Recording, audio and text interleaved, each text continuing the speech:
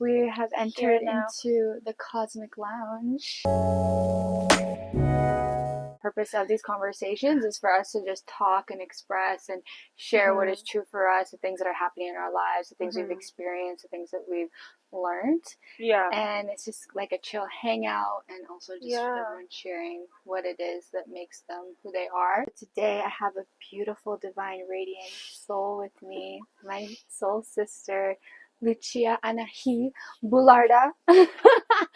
And she is a dear sister of mine and has really been by my side through so many waves of my journey, and simultaneously I have been by her side through so many cycles of her evolution as well.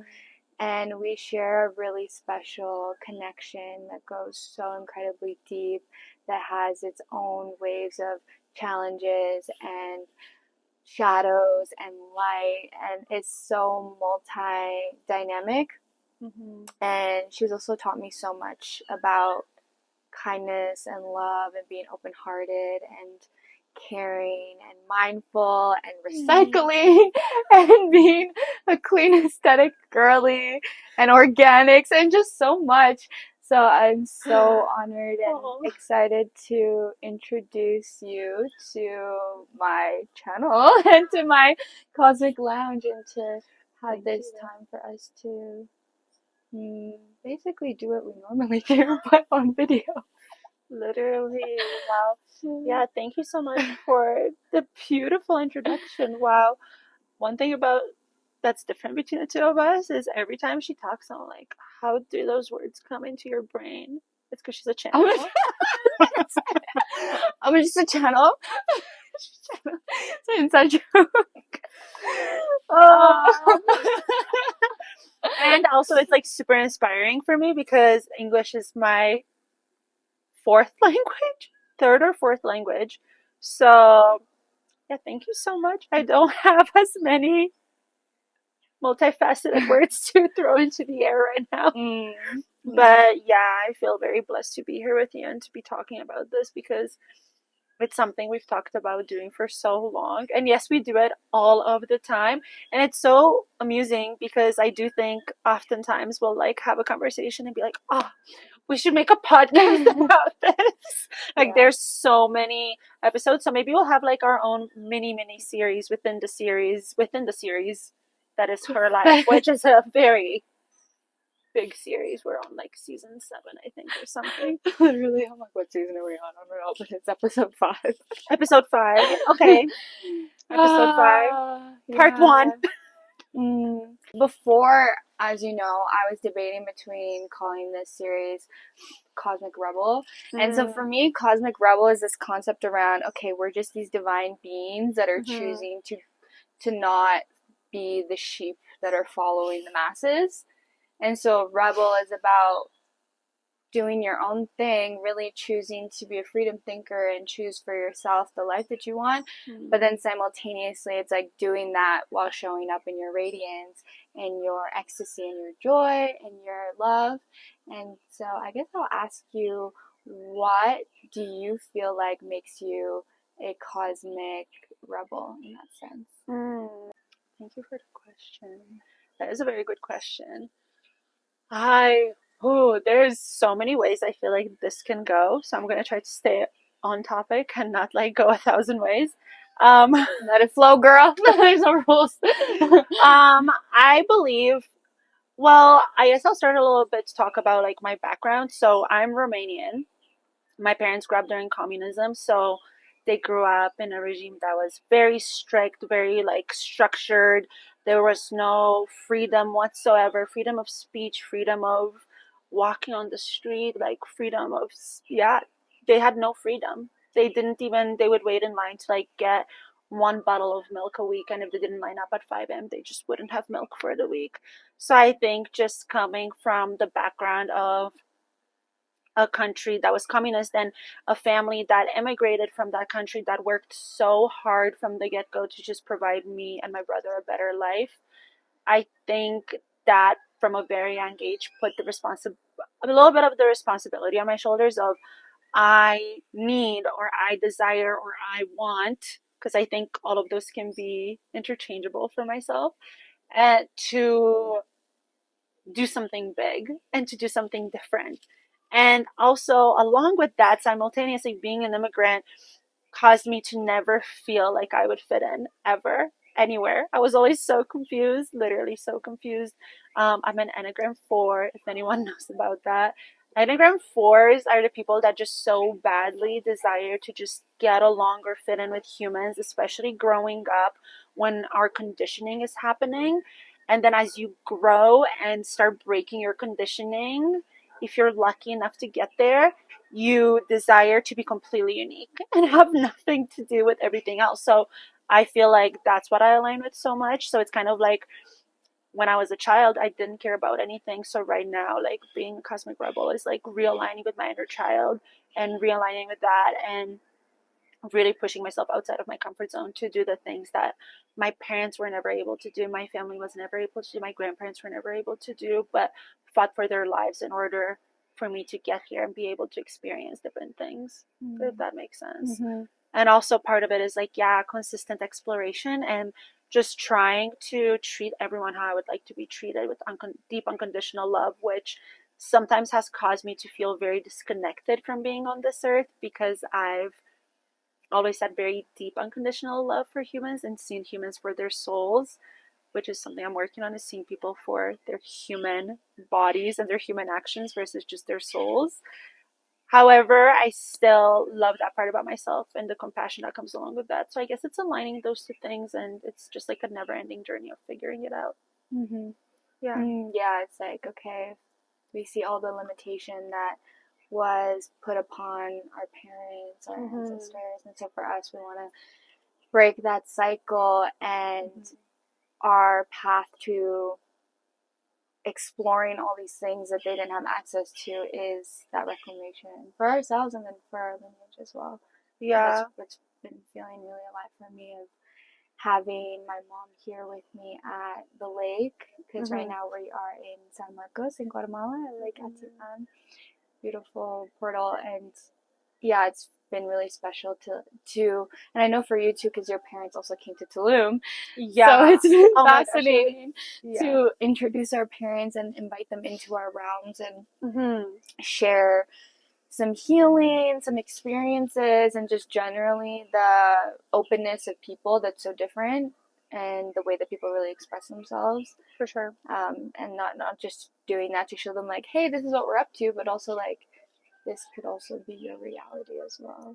For sure. Mm-hmm. Yeah, and simultaneously, I believe like I was such a wild teenager. Like, I'm genuinely terrified of having children because I know karma can be a bitch. So I know, I feel like something that has been passed down to me is like desiring to make my parents proud so badly, and them coming to them and showing them like my lifestyle now versus what it was like 6 years ago. They were just like, okay, you're doing weird things. We don't really get it, but this is much better than like you being at the club every night and like coming home at 6 a.m. and like, so you're no longer snorting, but maybe it's rapid instead. yeah, yeah, Something's still going up there, but yeah, it's plant medicine mom.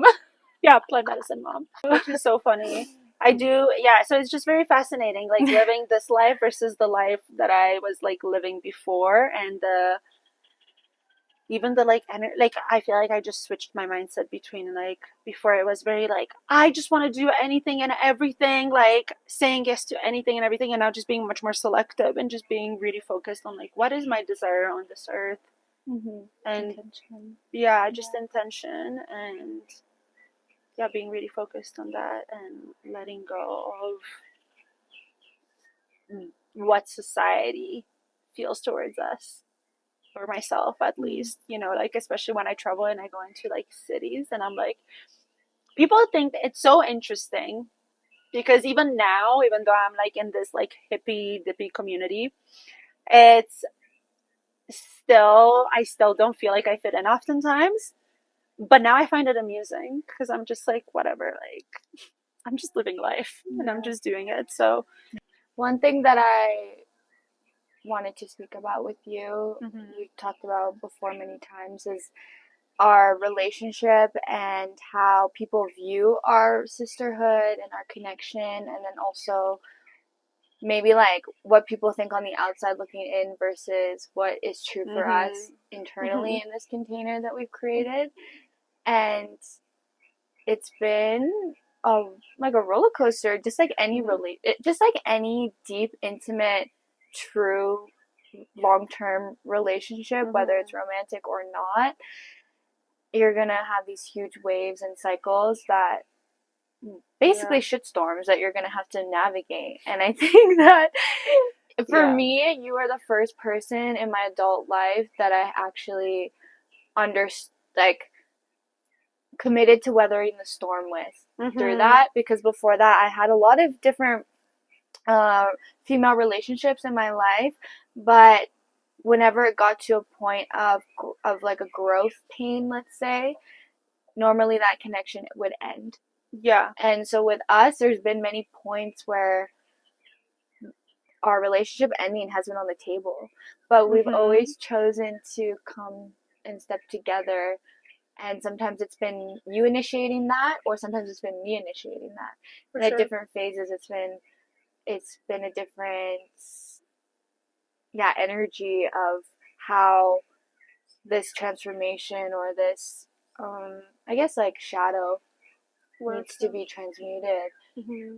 So yeah, I was curious like how you feel about our sisterhood and how you feel like maybe it's different, or anything you want to share about it in terms of the actual depths of what it means to be in a true sisterhood relationship that's not all butterflies and Yeah. rainbows.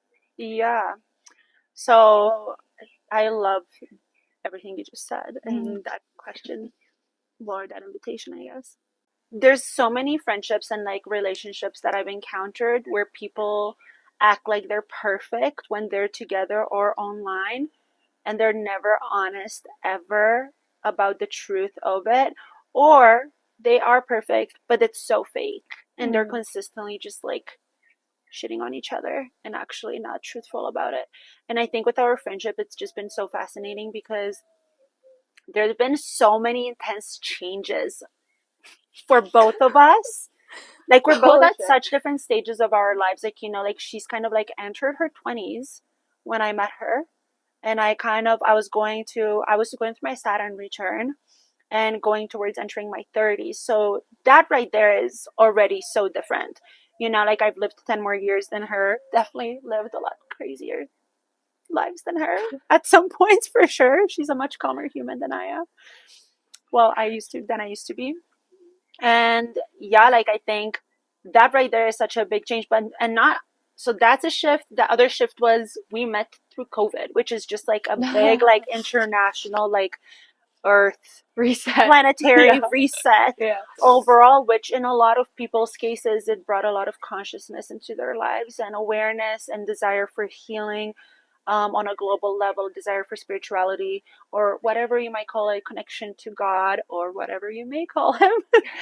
um, so I do think there's just so many points within that that are so fascinating when I think about our friendship, and something that I say to you so often, even when we're apart or when we're together and I spend time with other humans, even humans that I believe are really close. I'm just like, this is so crazy how like people just fake it, because I have no shame in ever saying like, when people will like try to hype us up being like, you guys are the perfect sisters, I'm like, yes, like we are, but like we fight all the time. Like I have no shame about that, you know, because I think some people, I used to get messages all the time being like, oh my gosh, like I just want to live your lives, like you guys have the perfect lives. And it's just something that's so important is to remember, like social media is fake. Social media is just fake in the sense that, you know, people choose to, I still think myself and yourself run our social medias from a very authentic space, or at least attempting to run it from a very authentic space and being very authentic, like show up authentically as ourselves in the moments that we do show up. However, I think of my social media as my business. Like I'm trying to grow like my business, to grow my offerings, to facilitate things. And I think you are similar maybe in that way. Mm-hmm. Whereas it's also like desiring to grow Yeah. community and connect with humans. Yeah, for me, it's also like my art. It's like an For sure. expression of like my heart and soul through artistry and through creativity. Yeah. Yeah. But that's the thing. It's like it's so funny because people will message me even outside of our friendship being like, oh my gosh, you look like you're having the best time. And I'll be when people message me that, those are the days where I had cried for like 6 hours before posting something. And I'm like, I literally just thought I was dying 10 minutes ago. So it's just so interesting. So yeah, going back to our friendship, like I just think it's so important to understand that like it's not always what you see online is not always what goes on behind closed doors. And I think it's really beautiful that we don't have shame around it. And I also feel like I really committed to our friendship. I think we've both been very vulnerable about our attachment styles, for example. Like we both have been so open and vulnerable about every single facet of our lives, in the sense of like, can we go through this together? Can we help each other through this? Let's try. And sometimes we are confused ourselves, being like, how are we going to get through this? And this doesn't make sense and this isn't normal. And it's so interesting because when we do take time apart, I think it's so fascinating. I was literally, she just went away for a few weeks. And I was saying to her, like, I love when we take time apart, actually, because last year we took a big chunk of time apart from each other. And it was amazing for both of us in different senses. Not that our time together isn't amazing, it is amazing as well. However, like, when we have space from each other, it's interesting because so many things, like, come full circle for me. Because, you know, when you're with someone consistently, it's like your mom complimenting you. Your mom telling you you're beautiful is amazing. But if a stranger's telling you you're beautiful, sometimes it hits a little bit different just because it's from another human that, yeah, like Yeah, you, you feel like that opinion is less subjective, or subjective, is that the yes. one? I forget which is which. Yeah, But it's like you're like, okay, this person doesn't. Mm, need, yeah, like doesn't feel like a need to like compliment me, yeah, you know?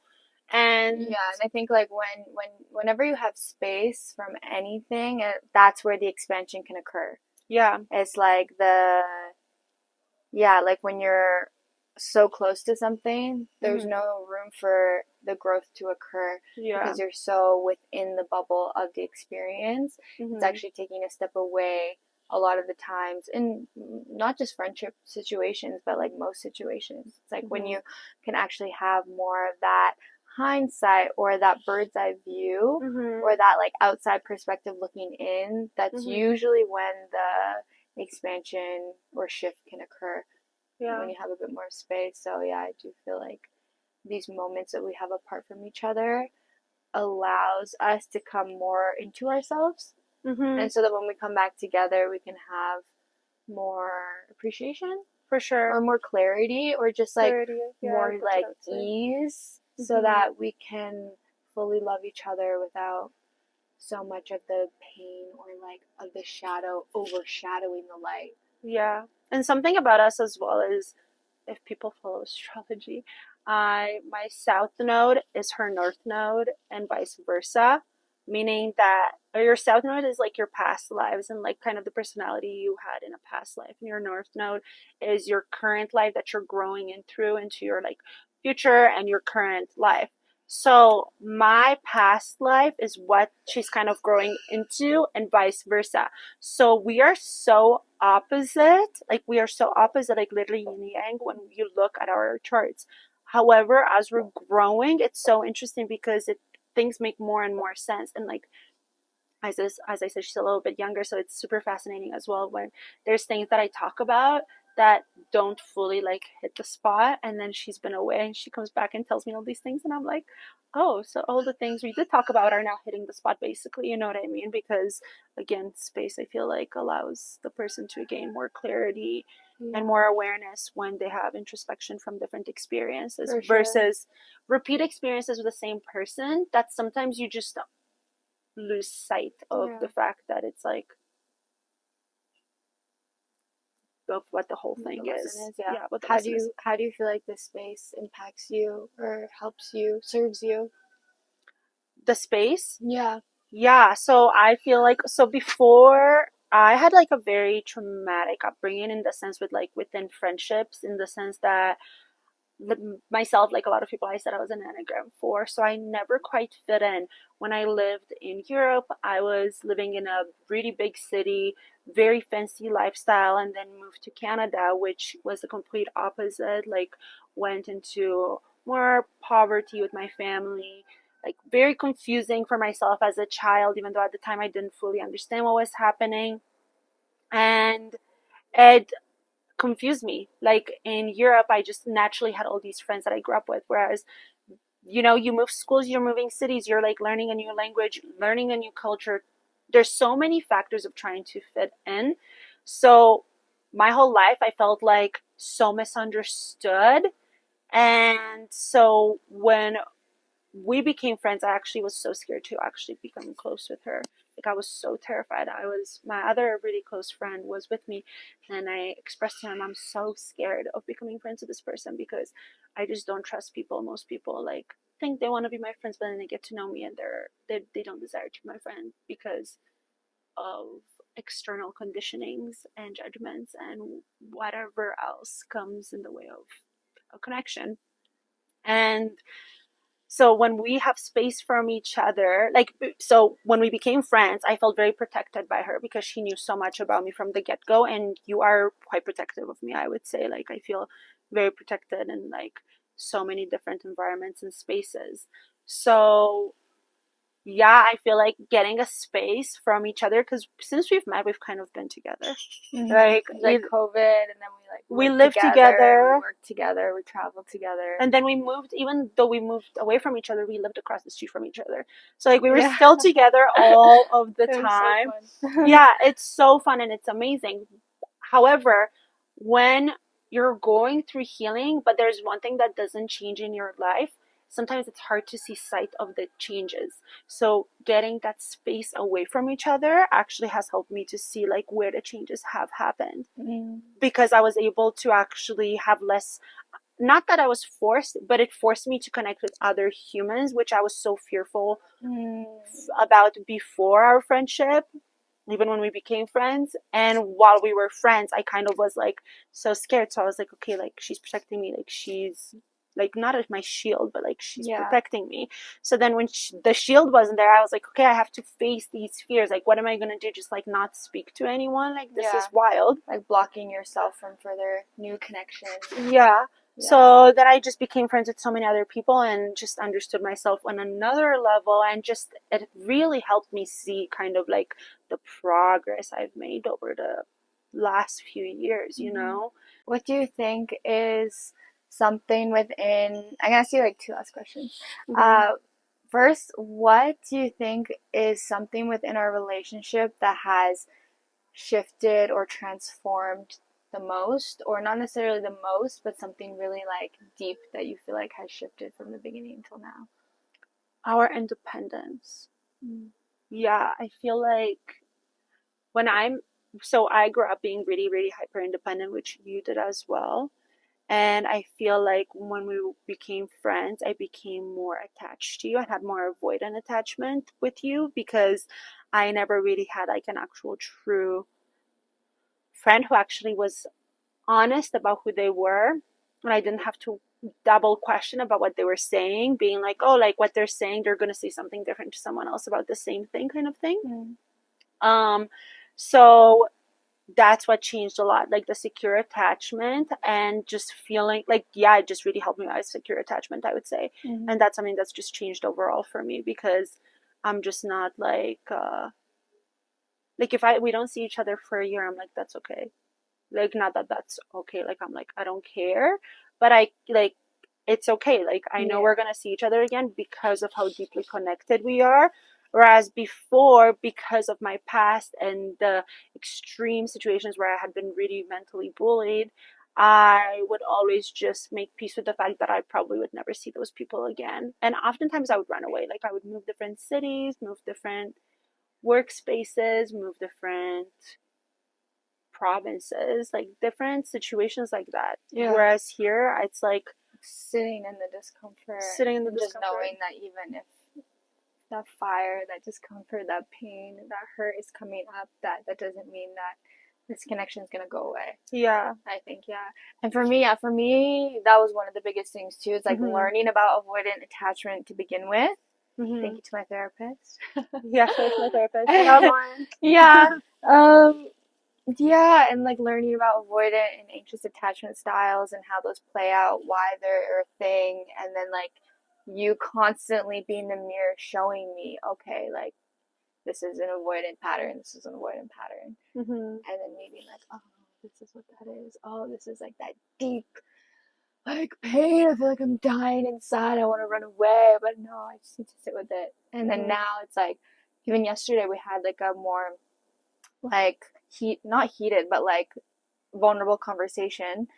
And yeah, I can just sit with the fire, with the discomfort, and just sit with it and not judge it and not actually associate it with any deeper meaning other than like, okay, this is just something that's vulnerable. But that doesn't mean that this conversation or this situation is bad or I need to run away from it or that it's like causing me deeper turmoil. It's like it just is, and I'm just uncomfortable because it's vulnerable, because it's in relation to someone that I deeply care about.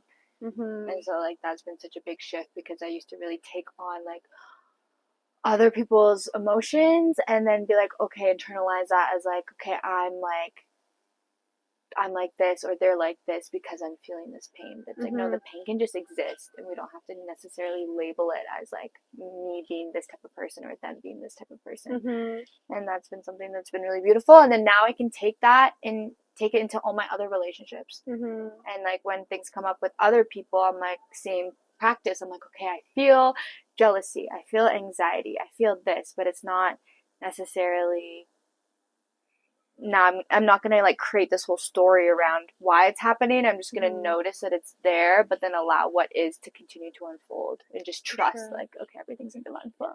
For sure. Whereas I feel like for myself, I struggle with disorganized attachment, so I definitely had like the fear of like our relationship ending, but then I also would run away, which was so like confusing for you as well, probably for so long. And however, now like I've noticed with other people, like none of that comes up. I'm just like, whatever's meant to be will be, and like I'm just gonna be truthful. And I feel like that is kind of like what part of secure attachment is, just being truthful about like yourself, your needs, your truth, and making peace with this person might not accept it or might accept it, might have a reaction or might not have a reaction. The people that don't have a reaction and you're able to actually have a fluid conversation with, for me, it's like a sign of we can deepen our connection and deepen our relationship, because this person isn't going to green flag. yeah Hong Kong.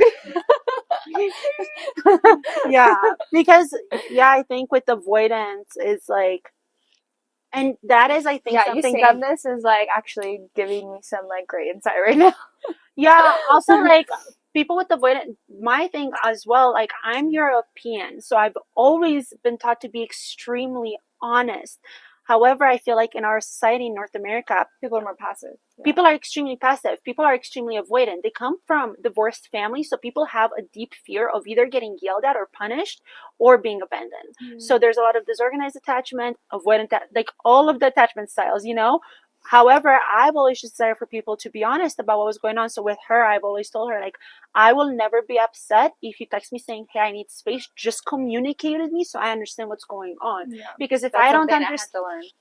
yeah, And now I feel like it's a lot better. yeah, for sure. Not perfect, of course, but way better. Yeah, yeah, and me too. Like they're like, you know, she's voiced to me like, hey, like when you are running away, that really hurts me. And so even if I walk away sometimes, I always go back and I apologize. Um, because obviously I'm not perfect and I still sometimes can get a little bit reactionary, which I think reactionary, I'm not sure if that's a word. Reactive. Reactionary should have been a word. Yeah, whatever. Okay, wait, last question. Yeah. This Go question is for all the sisters that are either in some sort of relationship with another sister and they feel a lot of pain, they're going through it. Maybe they feel abandoned, maybe they don't feel heard, whatever it is. Or maybe they're desiring more deeper, intimate sisterhood. Mm-hmm. What advice would you give to a sister that is desiring more deeper, authentic intimacy within a woman to woman connection? Mm-hmm. That's a really good question. I honestly, what I believe the stem of every relationship is knowing your values. Like knowing your values. If you do not know what your values, even knowing a little bit of what your values are, it can be really flip floppy in your relationships because you don't know what you want. If you don't know what your needs are in a relationship based on your values, you're just gonna enter something and you're could be lost. And in a sisterhood relationship, I think that's what's so important is to remember we are so deeply conditioned in comparing each other and competing with each other. Like so deeply. Even her and I, like there's like things that stem from that we're like uncovering and working on all the time that come up in different situations and issues. And that's what we work through is trying to figure out how that shows up and why that shows up. And then we think about society and where we might have learned it, you know? And I think that's something to take in really in consideration when you're connecting with a sister or desiring to is first of all, if there's an action, think about it. Is this stemming from this actual person or is this something they might have learned from their conditioning where we're conditioned in? And find compassion within that. Either way, find compassion, but it's like if someone is jealous of you or something, just remember that's not their intention. No one's intentionally on this earth to hurt another human, especially sisters. We literally are taught to be disconnected from one another. We're through Instagram and social media specifically. I'm not sure if people know this, but when you're scrolling through social media, you subconsciously are comparing yourself to people because you're putting this image in your mind consistently. And then when you're looking in the mirror, your brain is confused because it's not seeing something similar or the same thing. So naturally, you're going to be harder on yourself, think you're not enough. We're taught to literally believe we are not enough. Like not enoughness and is an addiction within society that causes so many other addictions. And it's really sad. And within sisterhood, it's even deeper. It's way deeper because we're emotional beings. So the emotions playing with us on top of everything else makes us feel really alone and really alienated. Alienated? Is that how you say that word? Alienated, yeah. Alienated, yeah. It's a weird contradiction between like you want to be close to someone, but then simultaneously you have this like deep comparison and fear around, okay, like I'm not good enough to be their friend, or I'm not good enough to be in connection with them, or I'm not at their level, or I'm better than them, so I can't associate with them because I'm above them. And it creates this separation. And yeah, I think that is one thing that is super, super deep. So it's like, yeah, coming back to the values is really important. And also meeting people where they're at and just, meeting people where they're at and knowing, like, okay, what is this person's level of tools to navigate? Like, are they receptive to actually go on this journey together? Because it's rare that you're going to meet someone and it's going to be an instantaneous, perfect relationship. Or you might think it is. Or you might think it is, but then, like, at some point, it's going to, challenges and shadow are going to come up. And that's the gift. And so the more you can see it as a gift and as a lesson to be uncovered together is so beautiful. But then you also to take into consideration, is this person going to be able to look at this as a lesson and as a gift with me so we can navigate this together? Or is it going to be something that's going to come up and that person maybe might not have the capacity and I'm going to have to just face this alone and navigate it on my own? And then I think that is something that is really to take into consideration is like, is this person able to meet me in this shadow, in this trigger, in this whatever together or not? And that is like what has made us be able to continue on forward and forward, because we always have committed. We're deeply committed to ourselves and our self-growth, and then plus together in our sisterhood, in our relationship, and that just continues to serve us in all of our relationships and personally. Yeah. from that space of Yeah. teamwork. Yeah, that is something really important that you said. I'll just Yeah. say this one last thing. That is something really important that you said, like commitment to self. Mm-hmm. Because, you know, like there's been times I've had people in my life that I've known since I was little. When I was little, I was best friends with them, and then reconnected with them recently. And it was just very like, you're wrong, you're bad, you're this, you're that. And I just sat there and gave compassion, understanding, okay, this person obviously is not necessarily super conscious and whatnot. However, a lot of people refuse to open up their eyes and minds to there's two to tango. Whether like it's not one person's doing something bad and the other person's not. Both people are part of that. And if you're not able to take responsibility and look at yourself and say or ask yourself, what got me here and what can I change within myself, and that can help this container to shift in order for this not to happen again. You have to look at what you can change. You can't control other people. So if you're like not willing to look at your own self and desire to self grow, and you don't have the commitment to self growth, you're going to be caught pointing fingers all the time and feeling like no one cares about you and feeling like you're out of control. But you can't control other people. All you can do is try to control yourself and your actions and the way you communicate and speak. And hopefully the other person as well is also on a journey and understands they're students of this life.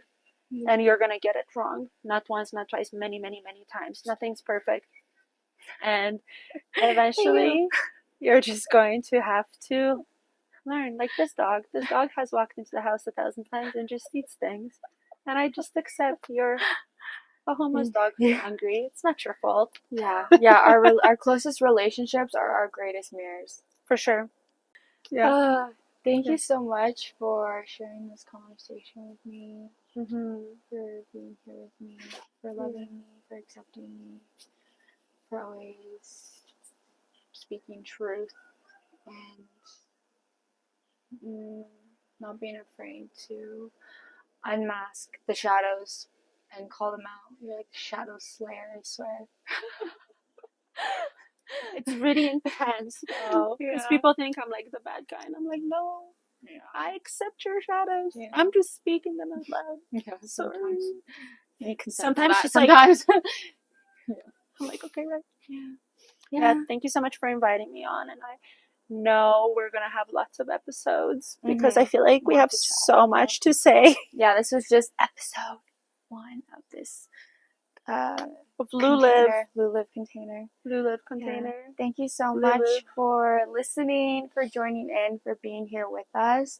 If you want to continue to see our journey unfold together and apart, follow her on social media, Lucia Honey Love on Instagram and TikTok. I'll tag all below. And yeah, thank you for being here with us. We love you. We're here for you. Well, we're all part of this journey together.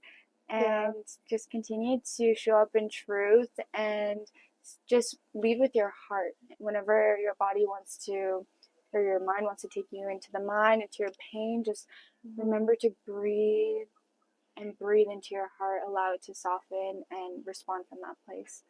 And I promise you, life will unfold for you a lot more softly and a lot more beautifully from this space. Yeah, and don't rush yourself through the journey because it's all happening. Whether you think it is or you don't think it is, it really is all happening for you as it's meant to. You just have to trust. Like, trust is like such a big word I've been like thinking about so much lately, which she taught me. So, thank you. And I love you.